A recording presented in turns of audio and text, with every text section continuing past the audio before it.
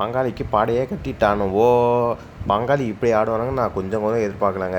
ரொம்ப மோசத்தின் உச்சத்துக்கே ஆடினாங்க. நான் கூட டஃப் கொடுப்பாங்க ஜெயிப்பாங்கன்னு வேறு நான் என் ப்ரிடிக்ஷனில் சொன்னேன். கடைசியில் இப்படி பண்ணிட்டாங்க. நமந்தீர் மட்டும்தான் அடிச்சாப்புல.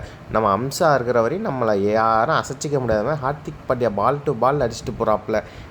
கம்போஜ் வேறு லெவலில் பவுலிங் போட்டாப்புல. கம்போஜ் ஓவரை திணறானுங்க. அதுக்கப்புறம் பவுலர்ஸ் எல்லாமே சூப்பராக போட்டு மும்பை பேட்ஸ்மேன்ஸை வாரி துண்டானுங்க. ஏப்பா அந்த அளவுக்கு தான் மும்பை பேட்டிங் இருந்தது. அதுவும் ஃபீல்டிங்லலாம் நம்ம ஆளுங்களை சொல்லவே முடியாது, சூப்பராக இருந்தது. ஆனால் சிவம் துபையை தவிர அதுக்கப்புறம் பேட்டிங் வந்த நம்ம ருத்துவும் நம்ம சேட்டன் வந்தாங்க. ஆனால் ருத்து சூப்பராக இருந்தார். சேட்டன் வந்த ஓவர்லேயே அவுட் ஆகிட்டாப்புல. அதுக்கப்புறம் கார்த்திக் சர்மா செம்மையாக அடித்தார்ன்ற மாதிரி தான் இல்லை, நம்ம பால் டு பால் தான் அவரும் அடித்தார். ஆனால் ஸ்பீட் பாலில் ஃபேஸ்லாம் அடிக்க கொஞ்சம் திணறாரு. ஆனால் ஸ்பின்னரை நல்லாவே அடிக்கிறாரு.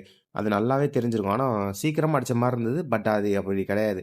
என்னதான் ஸ்கோர் கம்மியாக இருந்தாலும் நம்ம ஆளுங்க 20 ஓவர் வரையும் கொண்டு போய் தான் அடிப்பானுங்க. அப்புறம் எப்படியோ ஒரு வழியாக ஜெயிச்சிட்டோம். இப்போ மும்பைக்கு என்ன நிலமன்னா, எல்லாம் என்ன சொல்லிகிட்டு இருக்காங்க, இவ்வளோ தான் முடிஞ்சிருச்சுன்றாங்க. அப்படி கிடையாது. மும்பைக்கு இன்னும் ஒரு வாய்ப்பு இருக்குது. என்னன்னா, இருக்கிற எல்லா மேட்சும் ஜெயிக்கணும்.